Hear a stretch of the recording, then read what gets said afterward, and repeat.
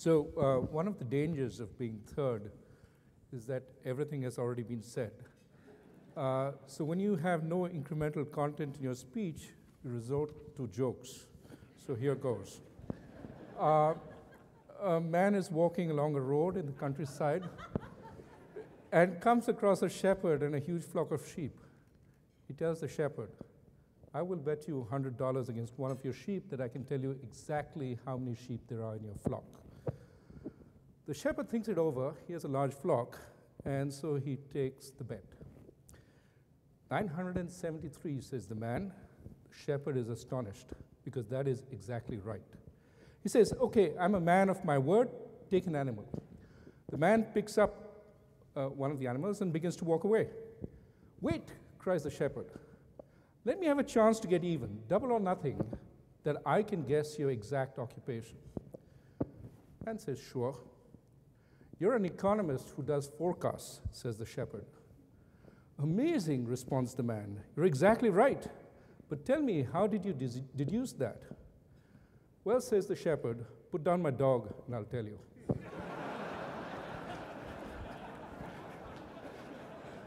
So that's about how much respect we get outside when we do these forecasts.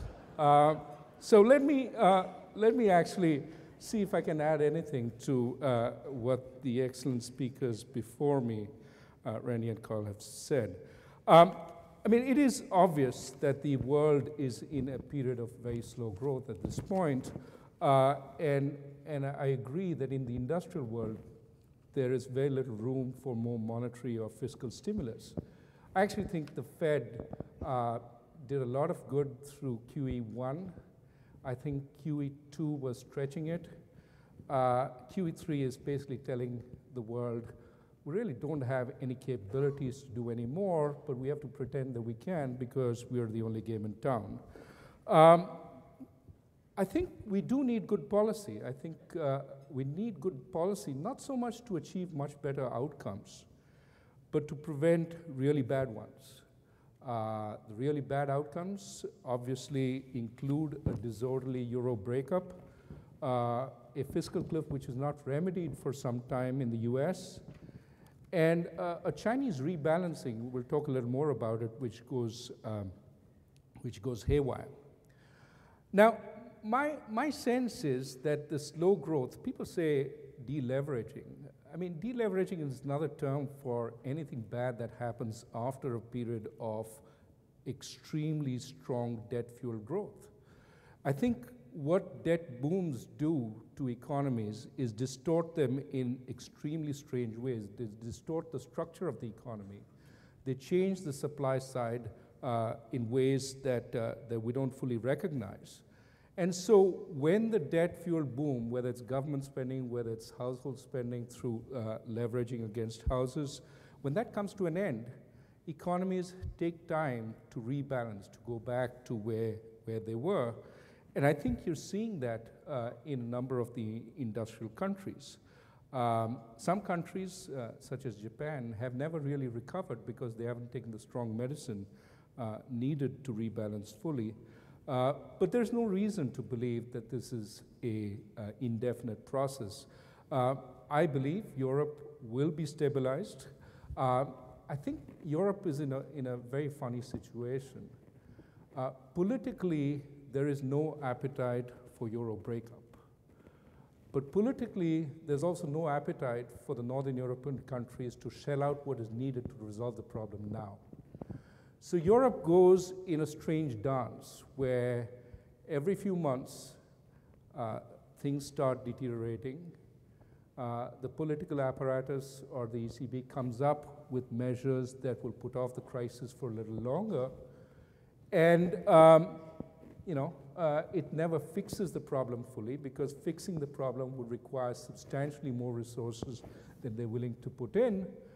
But it postpones it until, again, it boils up into a crisis. The problem is the politics are messy. They're not, the political sympathy between countries, between Germany and Greece, for example, is not strong enough to deal with the problem once and for all, especially given the elections that keep coming up. And what we have is the certainty, I think almost certainty, that Europe will not break up, but the sense that this is going to take time. Chancellor Merkel talks about a 5-year process. So for 5 years, we're going to see a slow resolution to the European problem. It will get resolved because ultimately, European integration, to my mind, is not an economic issue, it's a political issue. European integration is a way to keep France and Germany from fighting another war in our lifetime. That was the principle behind European integration post-war. I think it still continues to remain a strong reason, now augmented by the fact that European integration gives Europe a place in the world. I won't say much on US growth. I think we've already heard enough on it. What I want to focus a little more is on what is happening in China. I'll come to that in a second. But first, I want to highlight some tail risks that I don't think we've spent enough time on. One, of course, is the geopolitical risk. Why is the price of oil so high despite adequate supplies, despite the fact that world growth has been slow? And I think the only explanation here is the concerns about potential geopolitical risks.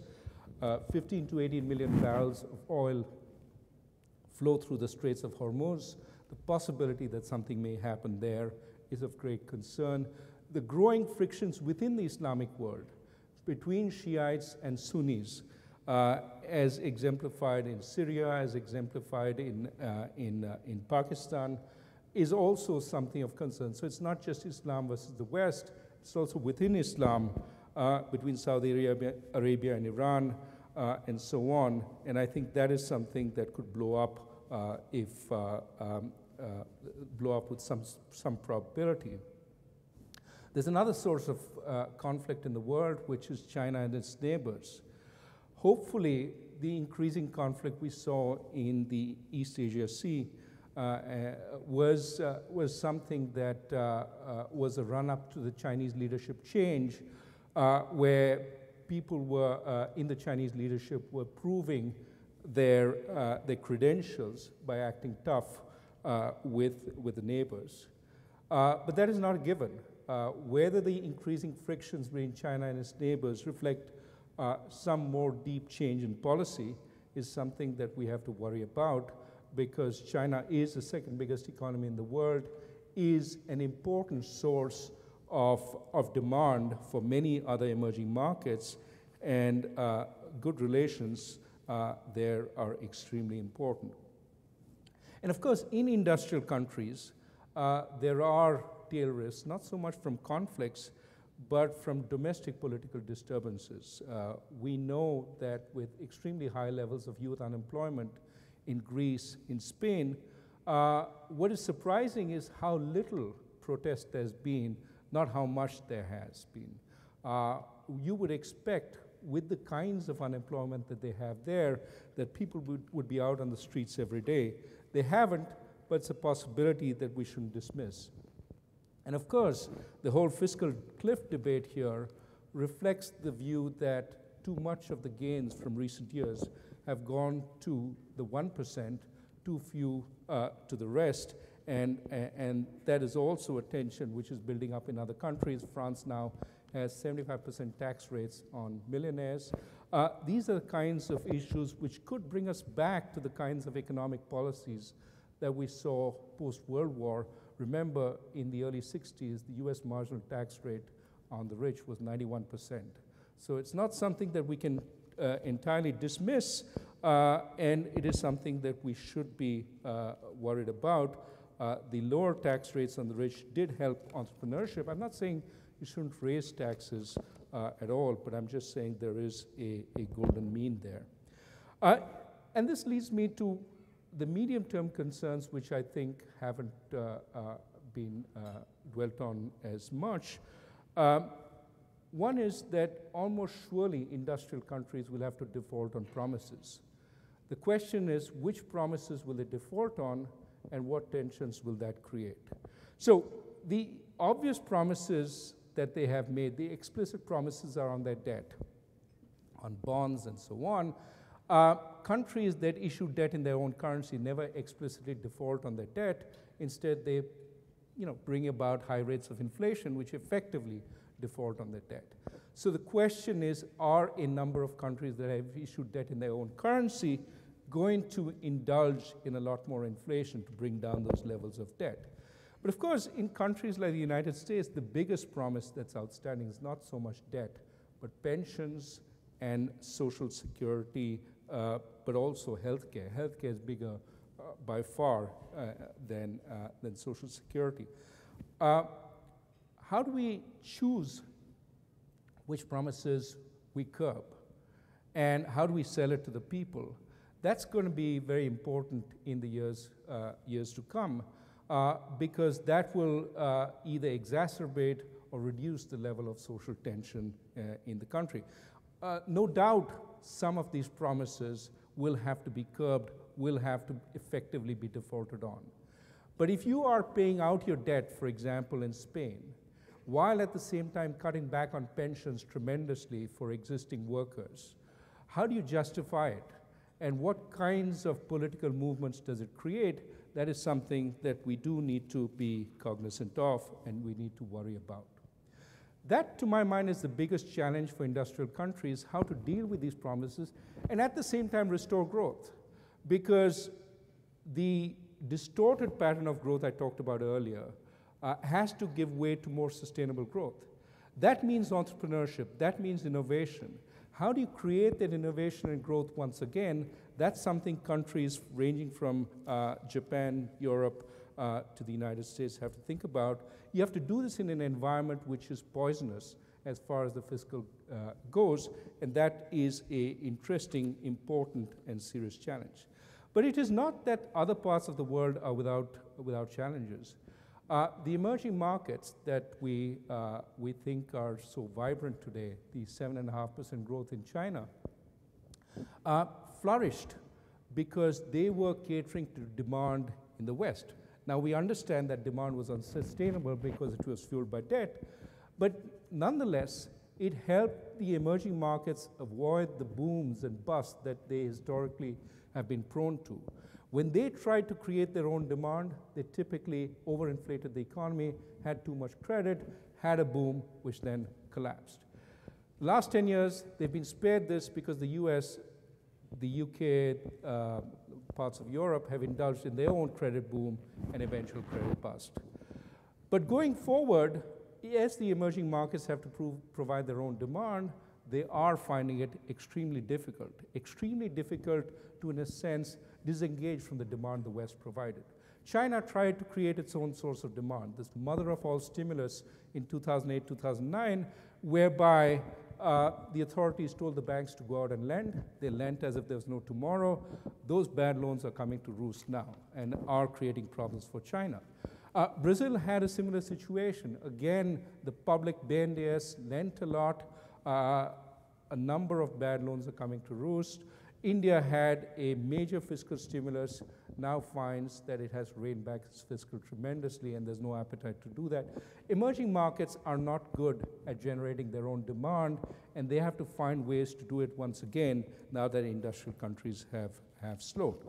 Let me end, however, with hope. I do think that over the medium term, we will get a more sustainable world economy as changes happen in industrial countries, as they save more, but as they also finance more spending in the emerging markets, more infrastructure spending, more growth in the emerging markets.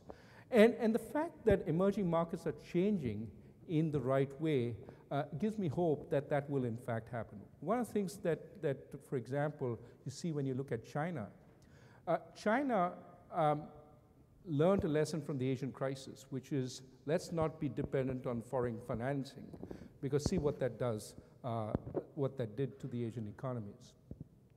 What it learned from the 2008 crisis was let's not be dependent on foreign demand. Now, the steps that they're trying to take to improve their own demand have been very important steps which change the very structure of the economy. For example, one of the reasons Chinese consumption is so low is partly because household savings is so high, but Chinese household savings are not out of sync with Asian savings rates. The real problem in China, however, is Chinese consumption. Household consumption is very low. And it's very low because a lot of the income in the economy goes to the corporations, especially state-owned corporations, and not to the households. Households earn relatively little of the income that's been generated, partly because wages were kept relatively low, partly because financial sector incomes, the earnings they got on deposits, was also suppressed and kept relatively low. So what China is doing, I think along the lines of what Randy said, along the lines of what Carl said, is trying to now strengthen the middle class.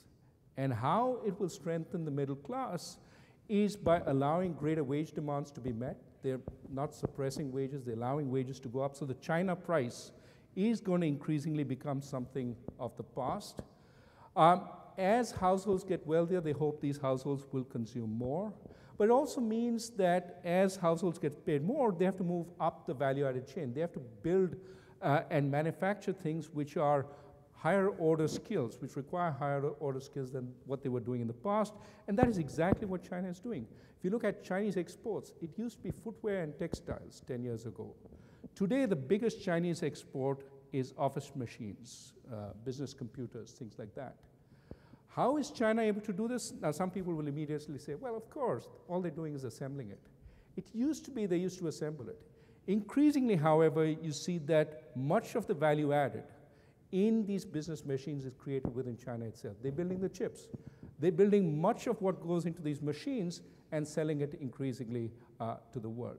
So China is moving up in value added. That is good because it allows China to pay higher wages. That is good because as China ages, it can still grow, but it can get a household sector which is richer, more prosperous, and importantly for the rest of the world, eventually pushes more for democracy in China. I think this transition you saw where the leadership, where the people were guessing about the leadership till the last day, is probably the last such transition that we will see. Next time around, I think there will be more of a people's voice in the leadership that happens in China. So amidst all the gloom and doom that we see, I think the world is changing probably for a more sustainable, better. It will take time. I think you don't fix these longer run problems that have been building up by simply injections of stimulus. As the Austrian school used to say, you've spent a long time malinvesting, you have to restructure the economy. It takes time. But I think when we get there, it will be a brighter, better economy. All we have to make sure is that our policies allow for that and we don't interrupt that process. Let me stop. Thank you.